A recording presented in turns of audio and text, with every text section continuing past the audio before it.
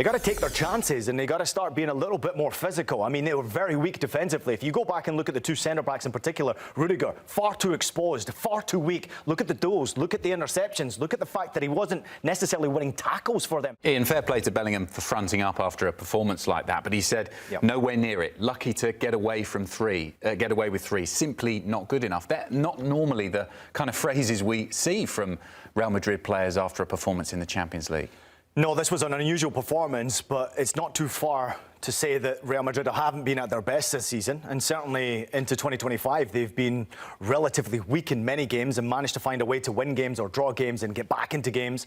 I think their best performance that I've seen probably in 2025 was against Manchester City, where they pretty much dominated that game. Not hard to do so against Manchester City this season, is it?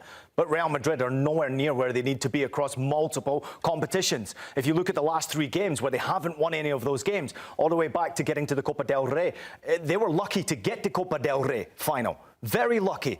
Ridiculous performance for them. They conceded a ton of goals, far too open, tons of mistakes. Then the most recent game, obviously, in La Liga, where they lost potentially the opportunity to win a La Liga title or at least keep that race on with Barcelona. The performance was nowhere near good enough in that game either. So to then go to an Arsenal game after the performances against Real Sociedad and Valencia and put out that kind of performance, it was so unexpected from all of us. However, maybe it shouldn't be, because Real Madrid have been so far away from their top quality this season. We can start looking at individuals, obviously, and we can start picking out exactly where it's gone wrong for them. But I would say the whole team just didn't turn up today. They had 13 touches in Arsenal's box in the whole game. When have we ever said that about Real Madrid in the Champions League in particular? It's just nowhere near good enough. Their performance today was embarrassing. I know they've got a terrible record against Arsenal going back through history. This is 3 meetings now with Arsenal, back 2005 and 2006. They didn't score a goal against them in both ties there either. So they've got work to do now, and obviously it's a mountain to climb to get back into it. But I'm more than happy to go through individuals if you want to do that as well. You said a mountain to climb there because it's never been done by Real Madrid before, where they've been 3-0 down from a first leg and then actually gone through after the second leg. If they are to construct an unbelievable comeback, how do they do it? They got to take their chances and they got to start being a little bit more physical. I mean, they were very weak defensively. If you go back and look at the two centre-backs in particular, Rudiger, far too exposed, far too weak. Look at the duels, look at the interceptions, look at the fact that he wasn't necessarily winning tackles for them along the back line. Asensio next to him, normally a standout performer from a youngster, nowhere near good enough, nowhere near competitive. Again, go back to it, look at the stats. Didn't win a single duel. That's the biggest problem I'm seeing from them. They're not competitive enough. Valverde playing right back was found out. Left back, of course, you've got Alaba coming back into the team after a long-term injury, and I know they've got injury issues, but nowhere near good enough. He looks off the pace. Saka made it look easy getting past him a number of times, especially in that first half. They look weak. Then we talk about what they do going forward.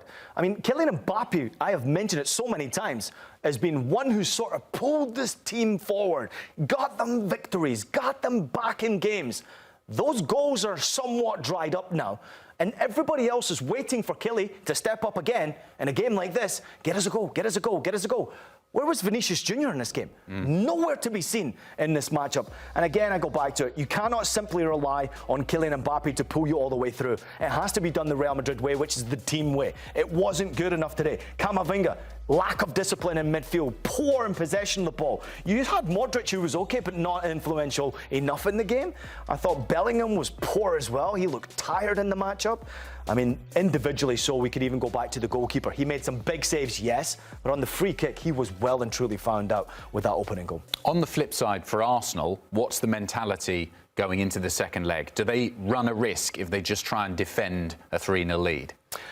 That's where I'm thinking it's going to be really difficult for Arteta, because what do? Do you go and mentally now challenge yourself and play defensively against Real Madrid? I think you probably have to in some way, because it is the Bernabéu. We do recognise the history of the champion in this competition who's won it the most. That is Real Madrid, and their great history, even including last season. But it must be said, the free-flowing attacking football, even without a striker, worked for them today. Why wouldn't you just do that again? Yeah, but in the first half, they should have scored, and they didn't have that number 9, right? You can have that opportunity where you're creating chance after chance after chance, and I thought, here we go again, no striker for Arsenal. It takes a moment of brilliance, where of course they've been excellent from set plays as well. You know, they scored 21 goals from set pieces across all competitions this season. That might be the game plan once again. If you go to the Bernabeu and make it difficult for Real Madrid, frustrate them, maybe it plays into their hands. I'd love to see Arsenal go there with a bit more of an offensive mentality.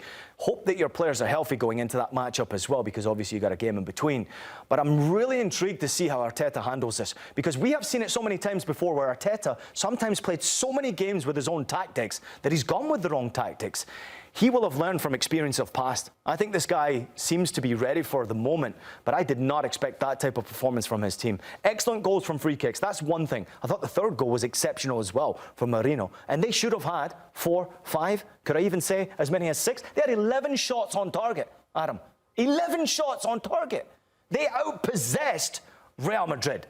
They outpassed Real Madrid. They outshot Real Madrid. Shots on target against Real Madrid. Domination that I did not see coming, and certainly weakness from Real Madrid. And it's not exactly as if we can say that Real Madrid are brilliant at home. They just conceded 4 against Real Sociedad. So Arsenal should feel pretty confident going into the second one. It's going to be such an interesting second leg, especially to see how Mikel Arteta sets up his side.